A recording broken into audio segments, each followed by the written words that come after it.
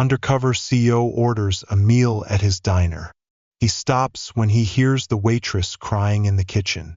Jacob Reed, the CEO of a small diner chain with 13 locations, had spent years building his business from the ground up. For a decade, he'd poured his heart and soul into creating a family-friendly atmosphere where both employees and customers felt valued. But lately, things seemed to be falling apart. Customer complaints about slow service and rude staff were piling up, and employee turnover was higher than ever before. Despite reassurances from his regional managers that everything was fine, the reports didn't match the whispers Jacob had been hearing from his team. Frustrated and determined to uncover the truth for himself, Jacob decided to go undercover. He chose one of his diners located in a suburban town 2 hours away from his corporate office, a place where no one would recognize him.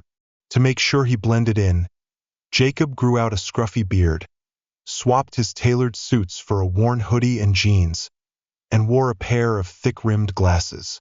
He didn't look like the polished executive from the company website. He looked like any regular customer. Arriving during lunchtime, the diner was buzzing with chatter and the sound of clinking dishes. The atmosphere was lively, but something about it felt off. The booths were slightly worn, the floors were clean but aging, and the decor looked outdated. It wasn't terrible, but it didn't feel like the warm, welcoming space Jacob had envisioned when he started the business. A young waitress named Megan approached him. Her tired eyes and strained smile told him she was under pressure. "Hi, welcome. Can I get you something to drink?" she asked, her voice cheerful but worn. Jacob noticed the faint bags under her eyes and the subtle hesitation in her smile. Something was wrong, but he didn't want to judge too quickly. "Just coffee, thanks," he replied, sliding into a booth by the window. Megan nodded and hurried off, weaving through tables with practiced efficiency. Jacob watched her as she juggled multiple orders, refilled drinks, and picked up plates from the kitchen. She was clearly overworked, but she never let her frustration show to the customers. When Megan returned with his coffee, Jacob decided to order a burger and fries. As she scribbled his order on her notepad, a man's voice suddenly boomed. From the kitchen, "Megan, what's taking so long? You're falling behind again." The voice belonged to a short, stocky man in his 40s, wearing a stained apron. Jacob guessed he was the shift manager, though he hadn't introduced himself. Megan flinched at the tone of the manager's voice, but she nodded quickly, her voice cracking as she responded, "Coming right up." Jacob frowned. This wasn't the kind of environment he had worked so hard to create. His business had always been built on the idea that employees should feel valued, not berated in front of customers. He sipped his coffee, deciding to keep watching to see what would happen next. As he waited for his food, he overheard snippets of conversation from other tables. A family at the booth behind him complained about waiting too long for their meal. A pair of teenagers whispered about how rude the manager had been to their waitress earlier. The atmosphere was tense and far from the friendly, warm diner experience Jacob had envisioned when he first opened his business. When Megan brought out his burger, she apologized for the delay, her voice barely above a whisper. "Sorry about the wait," she said, avoiding eye contact. "No worries," Jacob replied, offering her a small smile. "You're doing great." Megan looked up at him, surprised by his kind words. For a moment, their eyes met, and she nodded before hurrying off again. Jacob barely took a bite of his burger when he heard muffled sobbing coming from the kitchen. His stomach dropped. He froze, his fork halfway to his mouth. The sound grew louder, there was no mistaking it now. It was Megan. He set his fork down and leaned in, trying to listen. "I'm trying my best, okay?" Megan's voice cracked through the thin walls. "I haven't had a break in 6 hours, and I'm doing everything I can."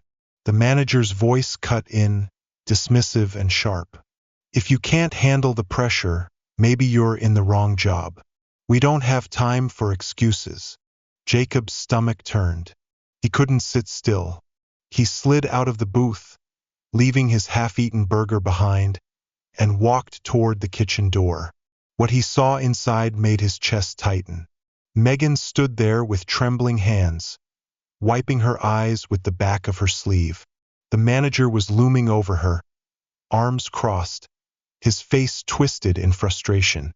Two cooks stood off to the side, avoiding the scene, clearly uncomfortable but unwilling to step in. Jacob clenched his fists, his heart pounding.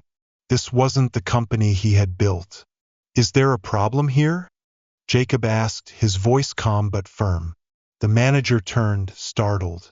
No, just a little miscommunication, he said quickly. Megan shook her head, tears still pooling in her eyes. I'm sorry, she whispered, barely able to speak.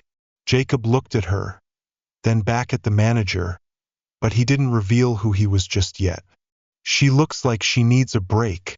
Why don't you let her sit down for a few minutes? The manager scoffed. We're short-staffed. There's no time for breaks during the rush. Jacob's jaw tightened. There's always time to treat people with respect, he said evenly. The tension in the room was palpable. Jacob held the manager's gaze, refusing to back down. The manager's lips pressed into a thin line, but before he could respond, one of the cooks, a wiry young man with a nervous energy, spoke up. Megan's been nonstop since she clocked in. She hasn't even had time to grab a drink of water, he said, his voice hesitant but quiet with defiance. The manager shot him a glare. Stay out of it, Connor. Focus on your station. Jacob's eyes flicked to Connor, then back to the manager. And who's in charge of making sure your team can focus? Because from where I'm standing, the pressure is coming from how this place is being run. The manager's face flushed red, his bravado slipping. Look, I'm just doing my job. If people can't handle it, that's not on me.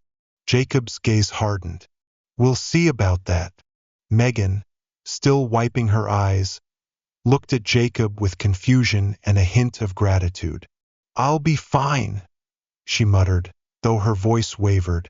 She turned to leave, but Jacob gently stopped her. Take 5, he said softly. You've earned it. The manager glared, but Jacob didn't flinch. Megan hesitated, then nodded, heading toward the break room. Jacob turned to the manager, his expression resolute. This place needs a change, he said simply, and I'm going to make sure it happens. As Jacob walked back to his booth, he realized that the journey ahead wasn't just about fixing the diner, it was about fixing the culture. A culture where employees didn't feel overworked, underappreciated, or ignored. A place where they could feel valued, where their well-being was as important as customer satisfaction. Jacob knew his work had just begun. The diner had to be more than just a place to eat. It had to be a place where employees felt at home, family, and it was time for him to make sure that happened. This story serves as a reminder that in any workplace, respect and fairness towards employees are crucial elements in creating a healthy and productive environment. A CEO or manager needs to focus not only on profits but also on the well-being of their team. When employees feel valued and heard, they are more dedicated and committed to their work, leading to increased productivity and a positive work atmosphere for everyone. If you found this story meaningful, don't forget to like, share, and spread the message.